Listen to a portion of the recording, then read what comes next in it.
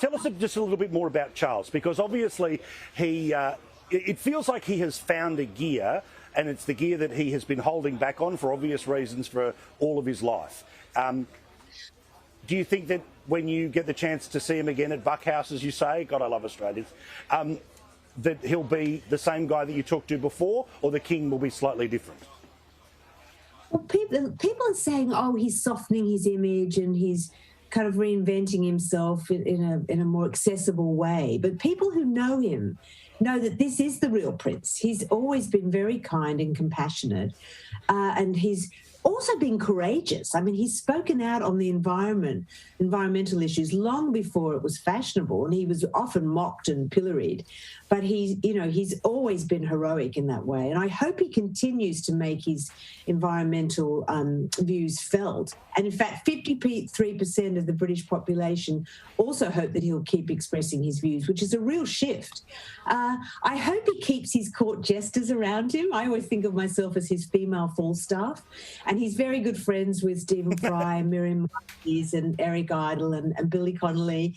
And in fact, just to give you an example of, I could never get used to saying it, King Charles's humour.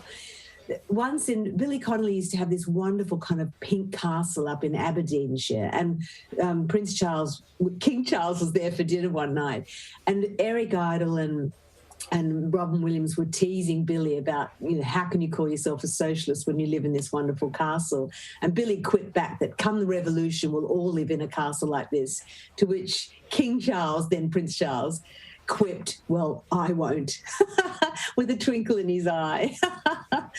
So he doesn't take himself too seriously. I think he takes the role seriously, but I don't think he takes himself seriously. And the wonderful thing is that he's got this fantastic Queen Consort. I mean, Camilla is so down to earth.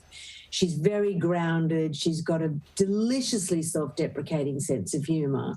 And the one thing he needs to keep in this job with all these onerous duties is his sense of humour. So he won't, with her around, he won't start to suffer from an irony deficiency, because she will keep him grounded and earth and will actually light up his life. And he really needs that. Have you met her yet?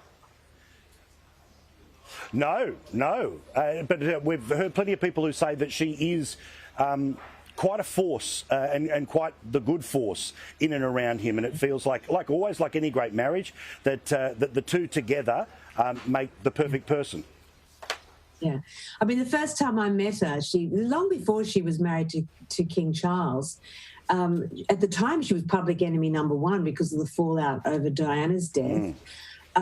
People were throwing bread rolls at her in supermarkets and things. It was terrible. And when I met her, I said, how are you surviving the myopic eye of the media on you the whole time? And she said she was trying to handle it with humour. And she said the funniest thing was that a lot of American matriarchs were sending her their cosmetic surgeon's cards because of her weathered complexion, sort of hinting to her that she needed some help. And she just found that so funny. That just gave her more laughter lines. And if you read between the lines on her face, that's what you'll see, wit and wisdom and warmth. And she's also a campaigner in her own way. I mean, she's been very vocal on issues concerning domestic violence, literacy, education for girls. We both belong to a charity called WOW, Women of the World, which is all about promoting women's education. And so she's been a quiet but very forceful campaigner. So they do have all of that in common. But she tells me that they do fight about the normal things couples fights about. He always wants the windows wide open and she wants them closed. It's sort of typical couple stuff, which is also very endearing, isn't it? Correct, but of course, like most husbands and wives, if a husband or wife is rolling their eyes while driving, that will become headline news. Kathy, lovely to talk to you. Look forward to talking to you again. Thank you so much.